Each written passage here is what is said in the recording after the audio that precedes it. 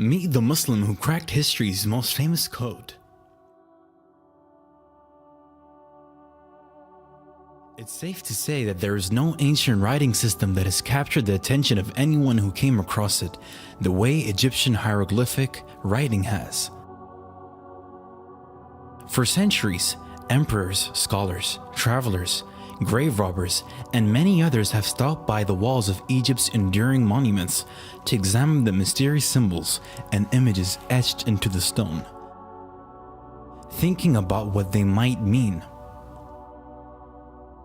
It was in the 1820s that the French scholar Jean-François Champollion finally cracked the code, opening the door for the world to study and discover the incredible ancient history of Egypt in a way that had previously been impossible.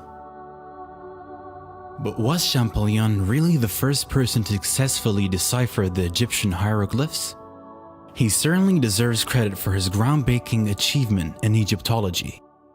But in reality, the process was underway almost 1,000 years before Champollion was even born, because at the end of the 9th century, an alchemist by the name of Abu Bakr ibn Washiyah managed to decipher about half of all Egyptian hieroglyphic symbols, considering the fact that there are a total of about 700 to 800 symbols to be cracked. This was an achievement that deserves recognition. Ibn Washiyah's contribution was first brought to light in 2004 by the London-based Egyptologist Dr. Okasha Al-Dali, a professor at UCL's Institute of Archaeology. Muslims are urged in Quran, almost every other page, there are 15 ayah in Quran which sound very similar to these ones here. All these ayahs encourage Muslims and entice them into looking around them on the universe and study what they see around them.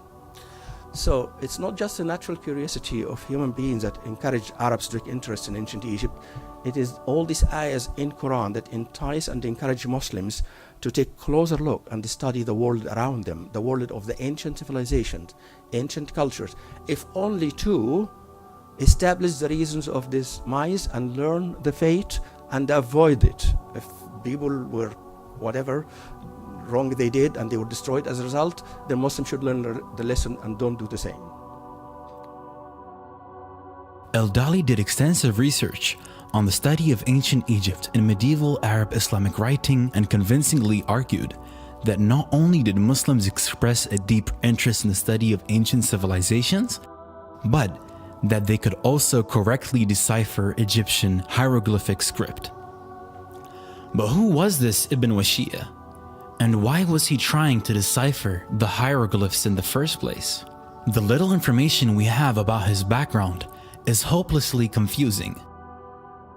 He lived in Kufa, Iraq, during the Abbasid period, when the scholarly and scientific movement at the famous House of Wisdom in nearby Baghdad was in full swing.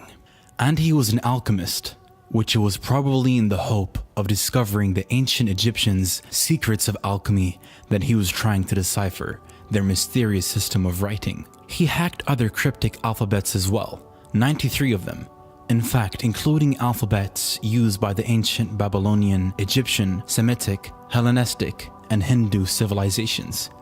He published his findings in a text titled Kitab Shawq al-Mustaham, in which he gave a list of hieroglyphic symbols, their meaning, either as sounds or words, and their Arabic equivalent. Al-Dali compared Ibn Washiyah's conclusions on hieroglyphics with Egyptologists' modern-day understanding of them and found them to be accurate. The discovery of Ibn Washiyah's contribution opened up the discussion of the role of classical Muslim thinkers in the field of Egyptology, which had been ignored for centuries, partly because of a prevailing Eurocentric emphasis on history, and partly because the relevant manuscripts were scattered and not accounted for. Just a few years after Al-Dali's revelations, some historians have already begun to recognize Ibn Washiyah as the first real Egyptologist in history. About a century later, another Muslim, Abu Rayhan al-Biruni, would become the first Indologist in history. Al-Dali emphasized that because of their prejudices about Islam Western scholars have been unfair to classical Muslim Egyptologists. Western culture misinterprets Islam because we in the West think teaching of civilizations before the Quran is shunned, which isn't the case, he said. They valued history and assumed Egypt was a land of science and wisdom, and as such they wanted to learn their language to have access to such vast knowledge. In reality, the research in Egyptology that classical Muslims carried out is even more reliable than the research of their contemporaries in pre-modern Christian Europe. Critically, they did not, unlike the West, write history to fit with religious ideas of the time, which makes their accounts more reliable, said Al-Dali. They were also keen on the universality of human history based on the unity of the origin of human beings and the diversity of their appearance and languages. Ibn Washiyya is just one example of the general attitude towards ancient civilizations that Dr. Al-Dali is describing in these statements. Shortly before Ibn Washiyya's time, the famous Abbasid Khalif al-Ma'mun had visited Egypt while on a military campaign and had asked a sage, Ayyub ibn Maslama, to try to translate the fascinating hieroglyphics for him.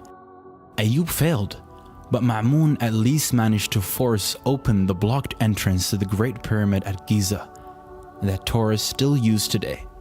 Jabir ibn Hayyan, who was widely considered to be the father of chemistry, was also fascinated by the hieroglyphs and the secrets they may hold regarding his field of research. Similarly, the 9th century Sufi saint Dhahn Nun al-Misri was also deeply interested in the Egyptians' hieroglyphs. The classical historian al-Mas'udi described him as one of those who educate the history of these Egyptian temple ruins. He roamed among them and examined a great quantity of figures and inscriptions. Dhahn Nun al-Misri is said to have eventually deciphered the hieroglyphs, and there may be many other examples just waiting to be discovered. It is possible that another Muslim actually managed to crack the hieroglyphic code entirely, but even with the sources we have, we can say with confidence that Ibn Washiyya, the first real Egyptologist, made the biggest contribution toward deciphering the hieroglyphs until Champollion finished the job nearly 1,000 years later. Muslims today would benefit immensely from continuing to explore different cultural traditions and historical mysteries with the same spirit and zeal.